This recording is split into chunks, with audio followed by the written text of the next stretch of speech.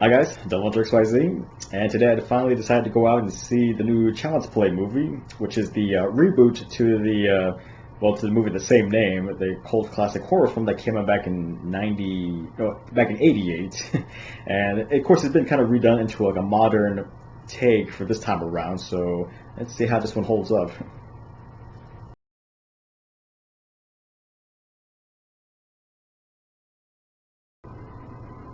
Okay, so in terms of summary, first of all, the whole dolls themselves are known as the Buddy dolls, which are completely different from the good guys from the original film. But anyway, the whole Buddy system, the Buddy dolls, they are assembled in the Caslin Industries, the company who makes the dolls this time.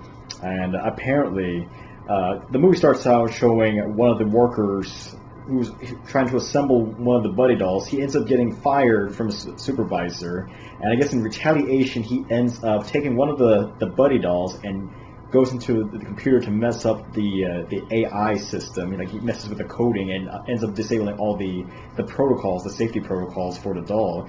And then shortly, immediately afterwards, he ends up committing suicide by throwing himself out the window.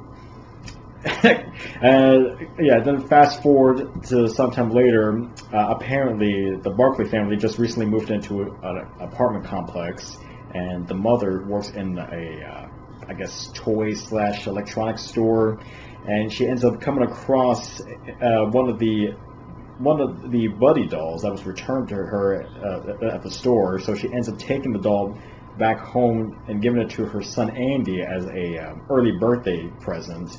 And of course, when Andy discovers the doll, at first he wasn't really excited about it. He just finds it as just a baby's toy. But of course, since the Buddy dolls here are more AI based, they're able to kind of connect online, connect to the cloud, and kind of control devices essentially.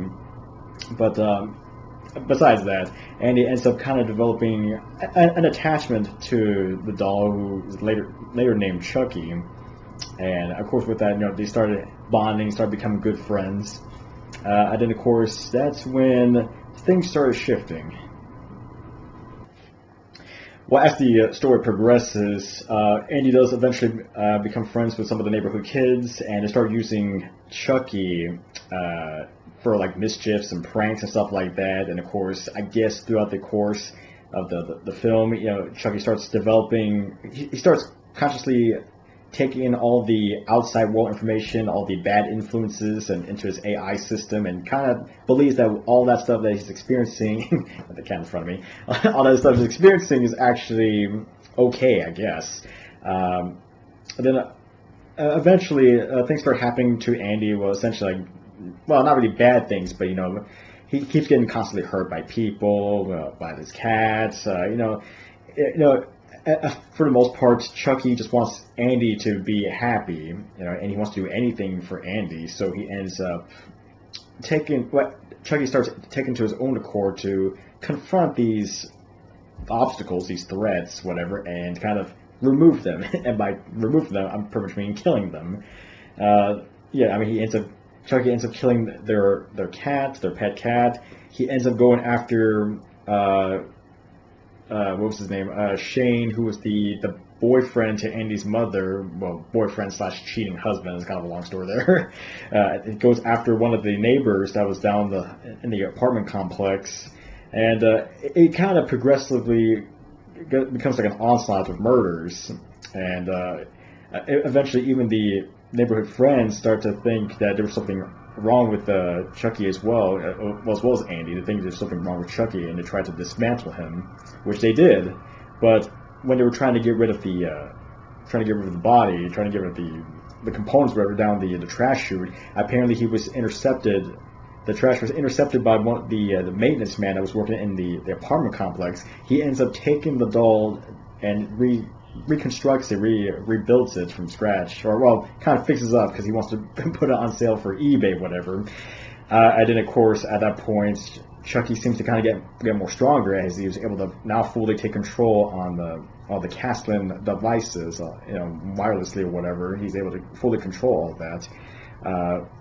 Then the movie kind of progresses to the point where Andy starts kind of living in fear, essentially. He experiences I mean, he kind of experiences a few murders that happened with his, his with Karen's, his mother's abusive boyfriend, and the fact that his cat had been killed and stuff like that. So, and he even tries to tell the mother that Chucky, there was something wrong with Chucky, but she wouldn't believe it.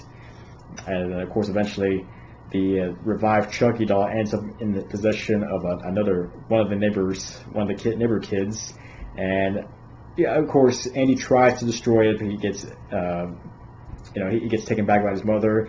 He was worried about him to the point where he wanted him to be at her workplace, so he can keep an eye on him.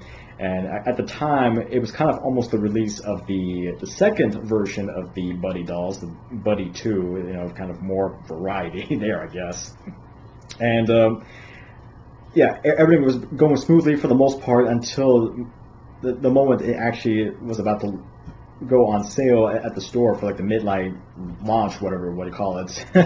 Yeah, and then Chucky ends up taking control of the store and ends up kind of controlling all the other AI systems, including all the new Buddy dolls and and essentially all the other Castlin products that were there. So it ends up becoming like a huge assault and murder spree in the entire store at the final climax of the film. It gets to a point where everyone seems to be safe, but then Andy's mother ends up getting caught and taken hostage by Chucky. Andy decides for one last stand to go after Chucky, and it kind of gets to like a little brawl. And at the end of it, though, Chucky is taken down by Andy's police detective friend, Mike Norris. He ends up trying to take him down. And so they finally, once and for all, took down Chucky, and that's kind of how it really goes.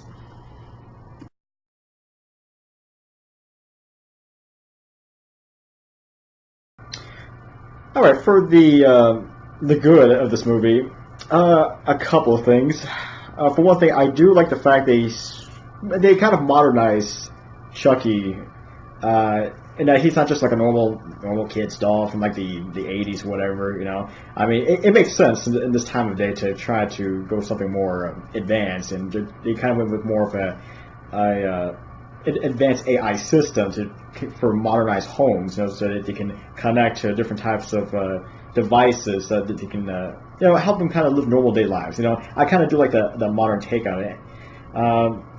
And then I guess the second thing I would probably say I do like is the Mark Hamill's performance. Mark Hamill actually does the voice of Chucky this time around, and it surprisingly is kind of creepy. Hearing Chucky talk to Andy in kind of a darkened demeanor type tone. I mean, it's Mark Hamill. He's the same guy who does the Joker in the latest Batman games. So I mean, like, no doubt about that. I mean, Mark Hamill did a pretty good performance, and I do like that.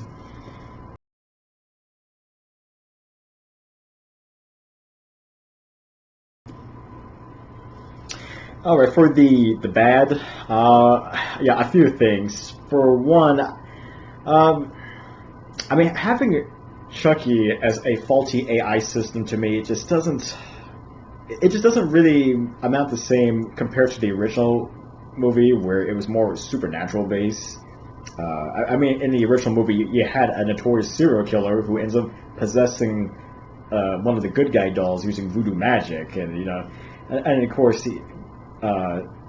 it's just at that point Chucky had a personality. I mean, it was like an actual living being. Here, though, since it's just a faulty AI system, it's flat. I mean, all it is, it just kind of repeats what everyone says, kind of mimics things it sees and notices. It kind of learns on its own. I mean, albeit either good or bad things, it learns. But I mean, it just doesn't have any. It doesn't have any personality whatsoever. It's pretty flat. I mean, honestly, it might as well have been any type of toy. It didn't have to really be Chucky for this to really work at all. Second, I would have to say, in my opinion, the fact that he was able to control all any of the Castlin products around, like Chucky has like total control of it. I really wish he would have done more with it, but it's like they kind of just stop halfway. I mean, it would have been something if like he were to if Chucky were to kind of create like an actual army, which that kind of somewhat was the case at the climax or the very end of the film, but I mean, it was only there for like maybe a few minutes and didn't really seem to be that much threatening. The whole new Buddy 2 dolls were out trying to attack all the people. And then the third, I would probably say the fact that to me that the characters were pretty flat. Now, I'm not talking about Chucky, but I'm talking about like all the other characters and the side characters. It was flat. I mean, like Andy's friends. I mean, they were just there, honestly. They just meet up with Andy one of these days and started hanging out with him because they saw his buddy doll just started doing crazy things, and that's really it. They were just there. And of course, Andy's mother, Karen, she unfortunately is also flat the same way. And unlike in the original movie where Mrs. Barkley was able to. She knew that something was up with the Chucky doll, so she was trying to investigate on her own on where it came from and if anything happened to it or any clues as to what could be wrong with the doll itself. But here she's just like typical mother, just worried about her son Andy. That's it. I mean, she didn't even believe Andy that there could have been something wrong with the Chucky doll, which honestly doesn't make much sense considering it is a built AI system, so they probably could have been a reasonable thing that maybe something is wrong with Chucky. So I just don't know why no one would really believe him on that. I mean, really, the only characters even worth a damn in this movie were probably Andy himself and probably Detective Mike Norris, who ends up kind of trying to solve the series of killings that have been going on throughout the movie.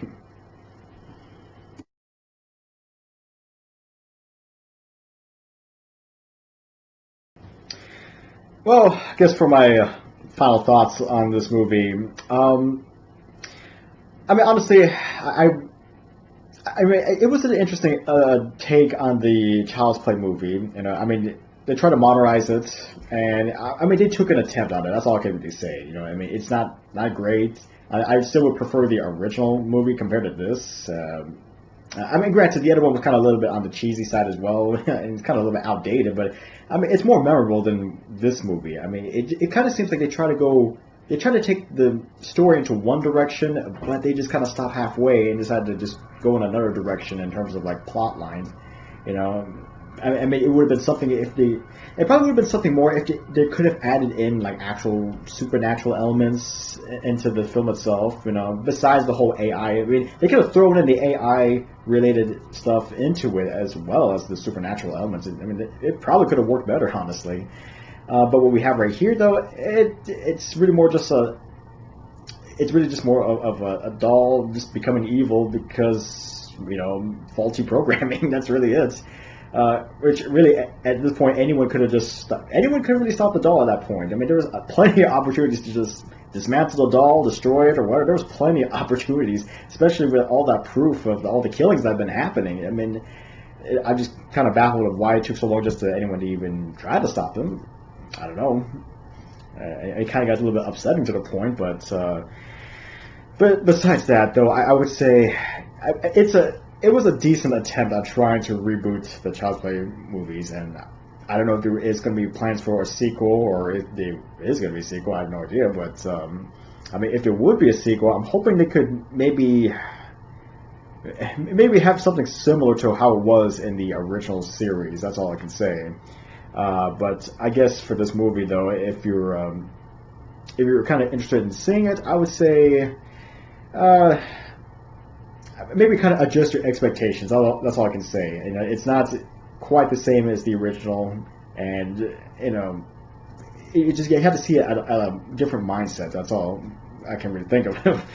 But I guess along those lines, for a final score, I would have to say, to me, this is like a final score of a 5.5 out of 10. I'd say it's just barely above like average. And I mean, honestly, you're not really missing much if you do skip it. Yeah, I mean, it's just a different take. But I would really prefer the original Child's Play movie over this one any day. Alright, guys, this is DevilHunterXYZ, and until next time.